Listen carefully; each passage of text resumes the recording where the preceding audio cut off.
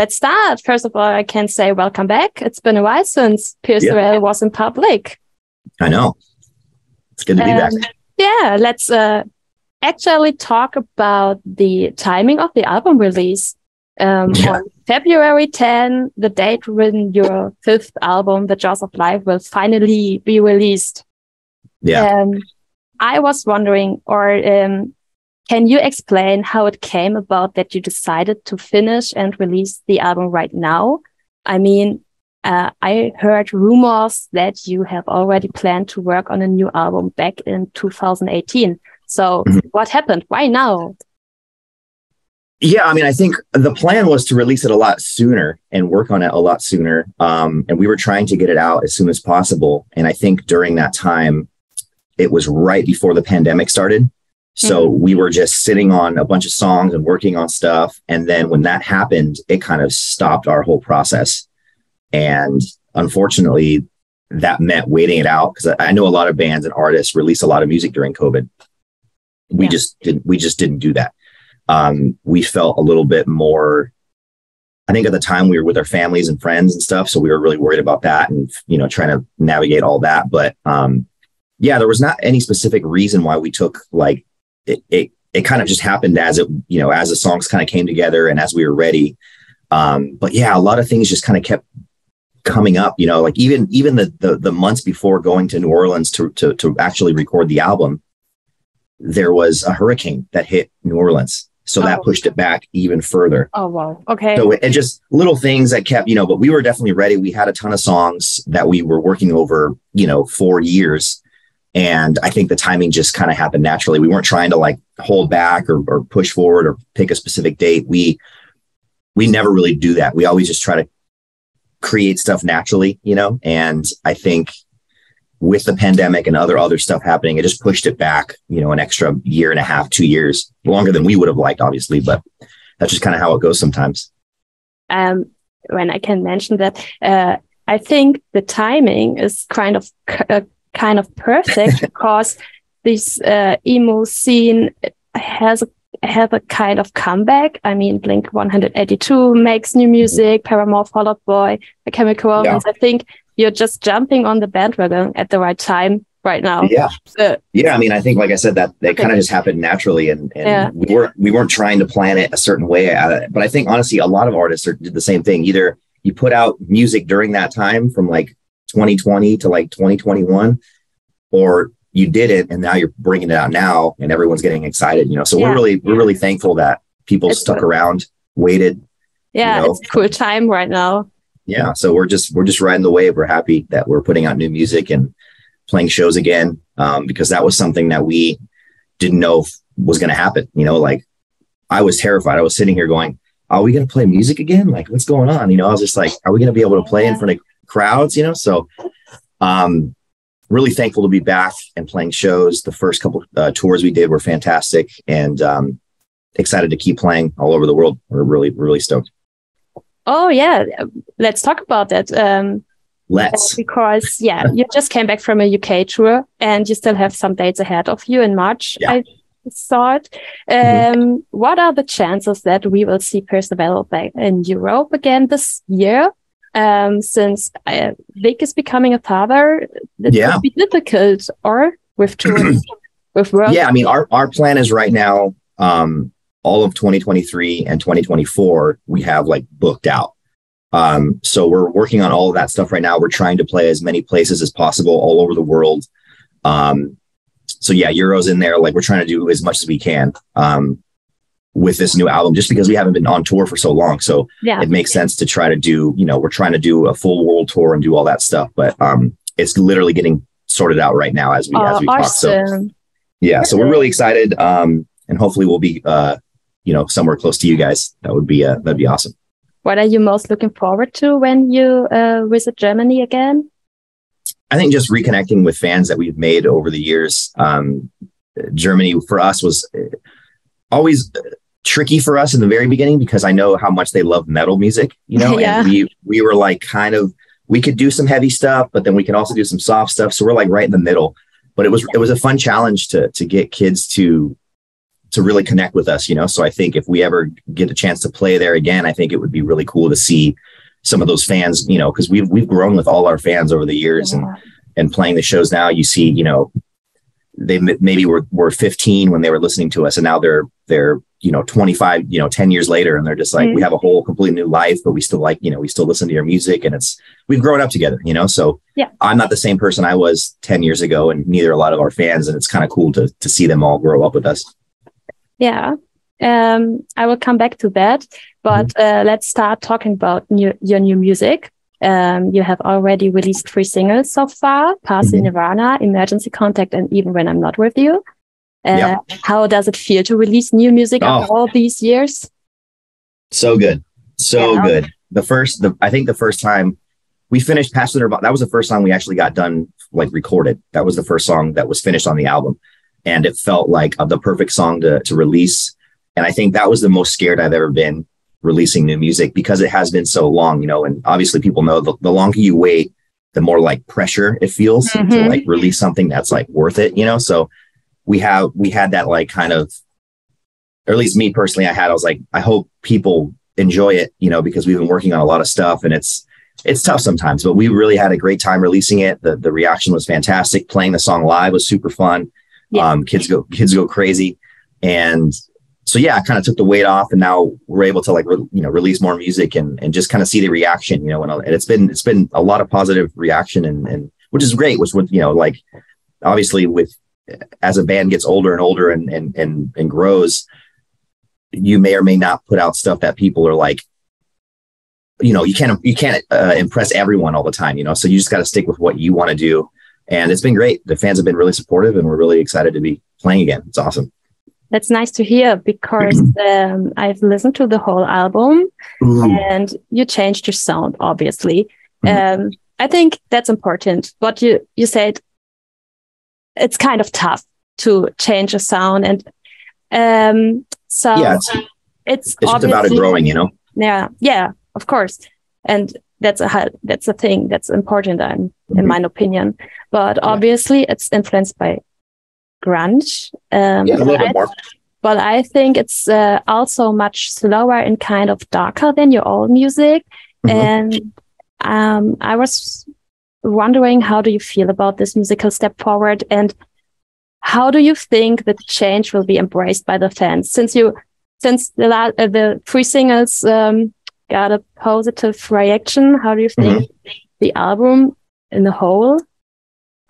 That is true. Yeah, this record is definitely a little bit different. And that was kind of our goal from the beginning when we started writing all the songs. We kind of wanted, we didn't want to just put out another Collide with the Sky or a Misadventures. We wanted to do something different. And for us, we've always kind of trusted what we wanted to make. And this time around, I think we're just listening to a little bit different, more Rage Against the Machine, more Deftones, more, just bands and that kind of stuff that we kind of grew up listening to. And the reason why we love those bands so much is because they really simplify things to their just basic core. And that's something that we've never really done. We've always are very, on their last albums, over the top, playing all, everyone's trying to play as many notes as possible. And it's just a lot of stuff coming at you, which is great.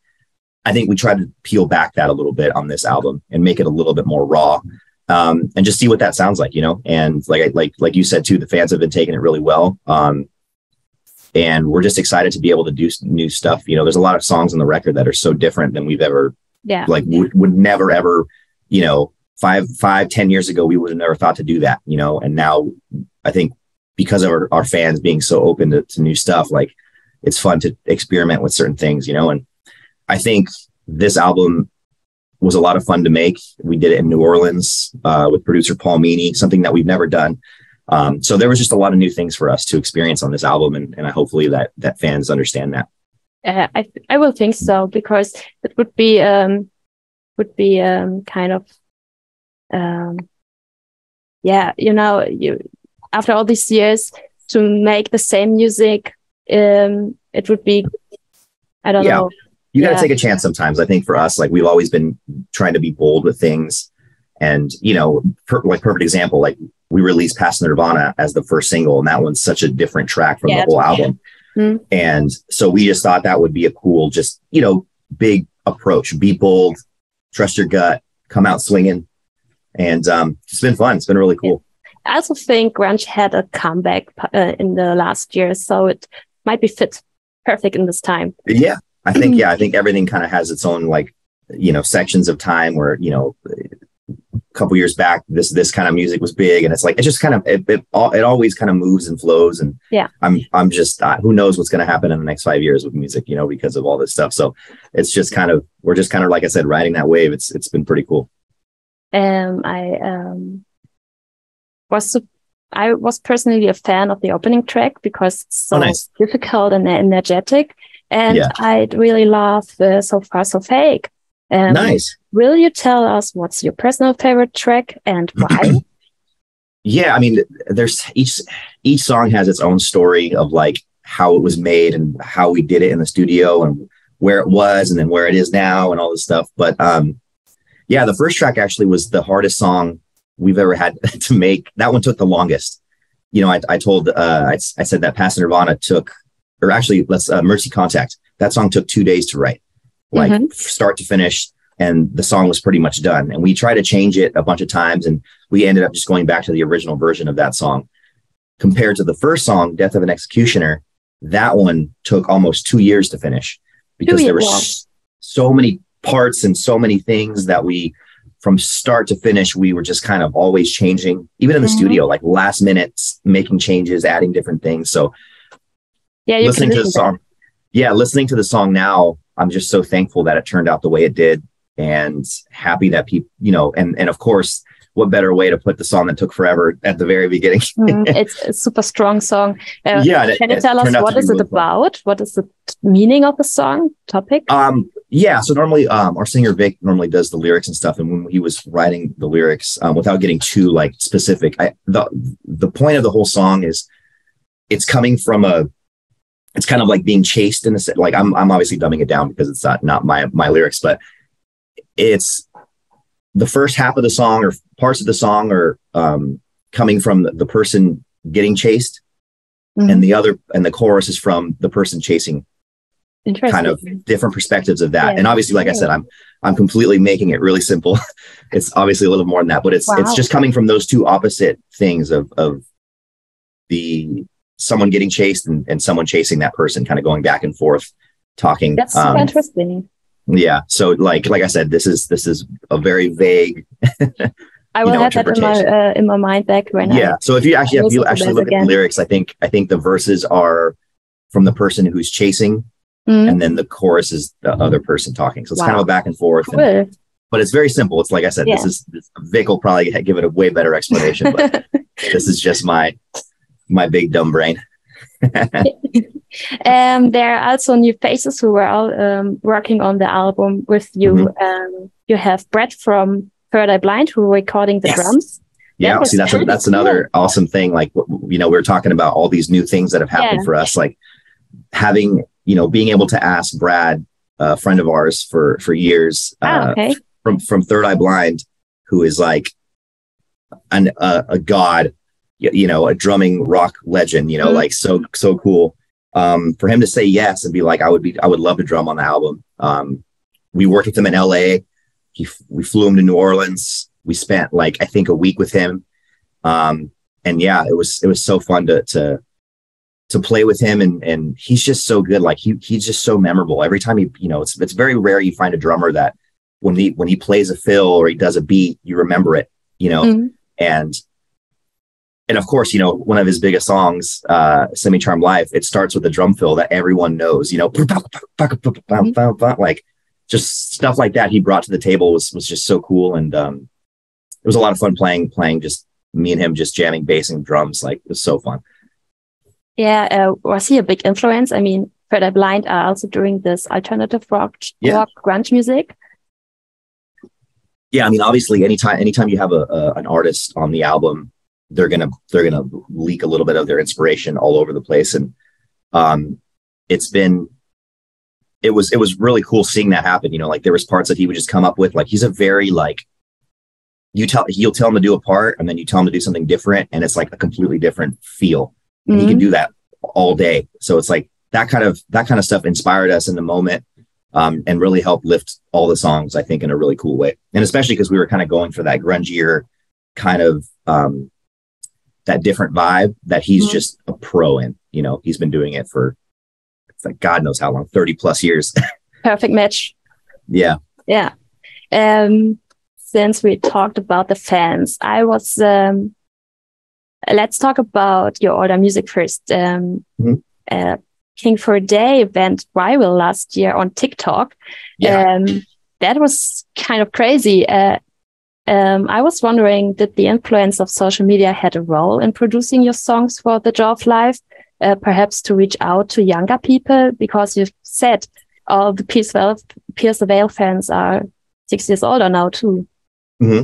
Yeah, I mean, that's a long, when you think about it, that's a long time. That's like almost half a decade, you know, and I think when that happened, I don't necessarily know if it influenced the songwriting per se, but it definitely kind of gave us a resurgence of like, holy shit, like this is a big deal, you know, like the fact that we haven't, like, this song is over 10 years old and all of a sudden it's like popular again. It's very, you know, and it's this wildfire that it really kind of, I think that kind of started everything moving a little faster, from management to our label to the bands. Like, we're just like, this is the time, we got to go. Like, it's getting wild. Like, you know, and then when you have Lizzo on TikTok singing your song, you're like, what is happening right now? So it just kind of all worked out. I'm just like so thankful. We're so lucky to be in that spot where we didn't have to literally do anything to bring the band back in the conversation, and then putting out a new song and then starting that whole thing over again was just perfect timing. And I'm so thankful that it happened. Like, you can't ask for a better rollout on a new album than an older song coming into the fold and, like, you know, getting really, you know, it was awesome. It really, we're shocked. Yeah. And I think that's also, sorry to interrupt. In mind while you're producing I mean, produce a song in that theme that it fits in a TikTok? No, not necessarily. I don't think we ever really thought of it like that. It was mainly, I think it was just more fuel, more like drive to know that because when you're off for that long, you kind of forget the feeling that you got from the fans, you know, and when you don't see them for that long, you kind of second guess yourself and you're like, do we still have fans? Are we still like, do people still care about us? So that was just kind of a like, hey, people still care, you know, and they care a lot. And we're really excited about new music, even though we can't talk to each other on a regular basis. So that was more of the inspiration. I don't think we necessarily went in trying to make songs like King for a Day or make TikTok style stuff. Like, that's never our vision. We always make what we want to make and what makes us like feel good. So that just happened naturally, and we're really like blown away. So thankful. Like, we couldn't have done it better if we planned it ourselves. Like, there's no way, you know, it just happened naturally. And that's like the best thing that could have happened. Yeah. Let's talk about the corona pandemic. Ooh. Quite sure. Because I have heard that the Jaws of Life also address topics like that, kind of hard times for young people. I've read that. How do you feel? How did you feel during this time? Were you able to be creative or something? Yeah, so that was the trick. I know I mentioned it earlier. That was some bands definitely got really creative. They were they're stuck in their houses, their apartments, they're wherever, and they were making music, because that's kind of our case was kind of the opposite. We kind of stopped everything. Like, we just kind of thought about, you know, we've been in a band for so long that we never actually thought of the thought of like not being able to play music, you know, like, so that was just a weird kind of kick in the face. And we're just like, hold on one second, you know? So, for us, it was more reflecting on what we kind of wanted to do and how we wanted to start up again. And, you know, unfortunately it was a really horrible time for a lot of people, but for us, it kind of helped us kind of think and wrap our head around what was important and stuff. And then when we started back up again, it almost felt like we were starting a new band. That's what it honestly felt like. It felt like we were just like, okay, now we can do all the things that we wanted to do in the past, things that we didn't try. Now we can try, we can do all the, you know, and it just kind of just build a new culture for the band. And it not only did it help us feel connected, but it also helped us grow as like friends, because we've known each other, you know, we're family at this point, you know? So, and obviously during that time, you know, we all got married, Vic's having a kid here in a couple months. So like we've built this family, this, PTV family, this community that we had personally. So that really kind of helped us realize like how important this all is and how important our fans are. And just to kind of reset that drive, sometimes you can get kind of in a little, like a flat place, like a lull. And now we feel like kids again. We feel like, let's go, we have all this stuff that we can do, play more shows. Yeah. It's like, this is it. We just feel like a new band starting over, and it feels really cool. That's the right energy, right spirit. Oh, yeah. At the end, last question. I was wondering about the cover of the album. Did I get it right? This is a kind of rescue tool. Yes. Yeah. So when I was talking to, I think I was talking to somebody from France a couple of weeks ago, and they didn't know what it was, and I'm like, oh, this is like an American thing. It's a device that firefighters use. If there's like a car accident, for example, and someone is trapped inside the car, like the metal's kind of pushed, this machine kind of goes in and like opens the car. So you can, they can save people. And it's like the strongest mechanism like in the world. It's like the amount of pressure or whatever. But I think using that as like a analogy for what we knew we were going to call the album Jaws of Life, like back in 2018. Like we knew we had it on the whiteboard written, like, this is the record we're making. This is what we're going to call it. Wow. Okay. And as the pandemic stuff happened and all these things happened, I think during that time it just felt, and Vic said it pretty well, and I think in an interview before, where it feels like the world is sinking its teeth into you and you can't escape, and you need something to like open it up and rip and get yourself out. You want to be able to breathe again and see the sun and do all this stuff. So I think it was just this big metaphor for kind of getting over all of the things that have been kind of holding you back. And for us, it's kind of felt the same way. So that's kind of how we thought of it. And also we just like how cool that machine looks. It looks like a crazy dinosaur from the future. Yeah. I discussed with my friends, what is this? And then I had Googled it. Yeah. And so, and that was like in the beginning, that wasn't necessarily going to be the album, but when we saw the machine, and I think we ended up buying it. We bought the machine, a used one, and we took photos. We had, it was used, so it was cheaper than a new one. But we sent it to our photographer in Canada, and she dragged that thing around all over town, taking photos of it in cool spots. And we just really loved the way it looked. And it was just super like something about it, just looked really simple and clean, but also like people were like, what is that thing? I want to know what that is. Like, I have to research it. What is it? So we just really liked that, how it looked. And the meaning behind it really meant a lot to us. So it fits to the whole album. Exactly. Yeah. So thank you for your time. We come to an end. Thank you. Thank you so much.